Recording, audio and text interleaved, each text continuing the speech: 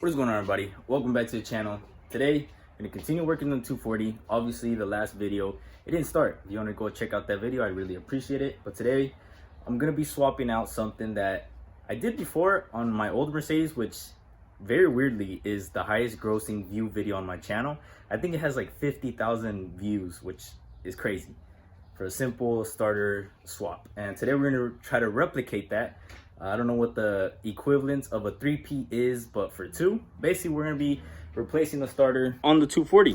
And this is a starter that I bought when I first got the 240 because we were having the ignition issues and I thought it was a starter related problem. I don't know how today's video is going to go, but I'm gonna just go ahead and remove the starter and we'll see what happens. Alrighty, so we're in the 240, just trying to get a quick look. I don't know if y'all can see the starter down there. That give you a better view of that. Right there, there's the top part, kind of arranging it the same. It looks like it's gonna work out, so gives me a little bit of hope. Before we start working on 240, let's go and start the truck.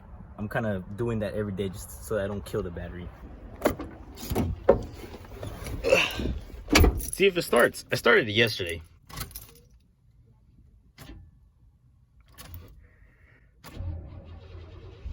Oh, bad. Let's go.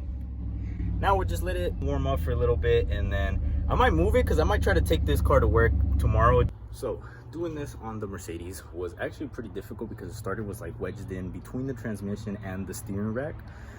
I'm hoping this is a little bit easier because this is not a Mercedes. I don't really know exactly the best way to do it, but we're gonna start out under the vehicle instead of doing it from the top like I have seen other videos do. This is where the clutch slave cylinder is at. If you look up, that is the starter, right? And if you move these wiring, it looks like this bolt over here that holds the starter is this bolt right here. Obviously we have this bolt right here, right? This is one to the starter and the other one is right there. It's just two bolts. It's gonna be a little bit hard to get there. Do your best to try to get it out of the way. And this one, and you should be able to remove your starter. So from the top, unscrew from right here. And then that disconnects this plug. That's gonna take a bit with all these small turns. I got a 12, perfect. We'll try the little one. Oh yeah, that's much better. Okay. Don't lose any of the washers. This thing is very loose, so that could be a little sign that maybe this was one of our ignition issues. It's just very loose, maybe not making good enough contact. And while we're here, we'll go ahead and try to disconnect this plug. Perfect. Did it with one hand. Just push down on this little tab and you pop it off. So our starter is completely disconnected now. Now all we gotta do is remove the bolts. Well, now that we got light, I could go ahead and show you guys. This is the importance of having, like, you know, multiple size tools, just because if this one didn't work, this was like the medium size one, got the baby one, and it's nice and organized. If we need an even bigger one, we got this one. This one was the one that I used to crank pulley just to check if engine was seized. These comes with these, and I added some of these from a previous kit that I had just to, you know, keep everything in one spot. But this is the importance of having a nice little tool set, and I recommend one of these. I'll probably have one linked down below on Amazon. I bought this one at Home Depot, but like I think around November, December time for like 99 bucks. So I had to pick it up. It's a nice little kit, so I'll try to look for one similar. I'd recommend just buying something like this. It comes with like probably majority of what you need. Let's continue with the hardest part of today's job, the bolts. These bolts are 14mm sockets. I'm gonna try to reach for the top one. I got it up there. There you go. Socket is onto that top bolt. I'm gonna go ahead and try to remove it. Wish me luck. I'm dealing with iPhone storage full issues, but we got the bolt out. It's a pretty long bolt. Now that I think about it, it's gonna be such a pain to try to put this back in, but oh, one's out. Gotta move on to the next one. Oh yeah, that one was a bit harder, but got it off. Alrighty. Second bolt has now been removed, and theoretically starter should come out. I don't know exactly what, I don't know what way would be the best to take it out. Sheesh. Let's go ahead and compare starters. I guess it's time for a dad pun. For starters, let's get started with the inspecting the starter. Okay, so that looks somewhat similar. Everything else looks pretty similar. That all looks similar. So I'm gonna go ahead and say this should be able to fit into our car.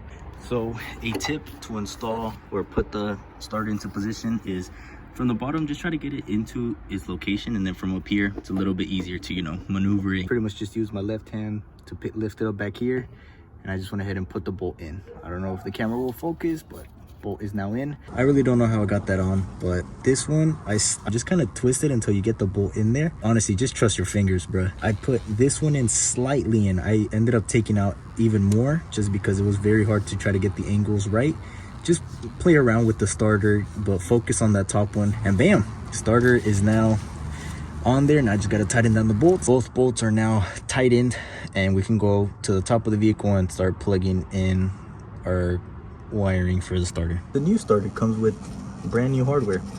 I didn't know that, but cool. I guess we don't have to reuse the old stuff. See, this one's nice and tight, not wiggling around like the other one. Before I install this, I'm gonna go ahead and just wire brush this. Try to get as much of corrosion and dirt off of there so we can get a nice connection. A little bit corroded, but should be okay.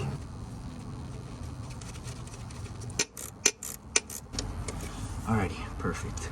Now we just gotta plug in this one to this one. Oh, I was starting to freak out a bit. This I should probably clean out a little bit, but I don't know exactly how to clean this out. Good old just blow out some of the dirt. Starter is completely connected now. Sheesh. So that is it for the install on the 240. Honestly, it was a lot easier than it was on the Mercedes. The Mercedes was a lot more work. This one was really easy.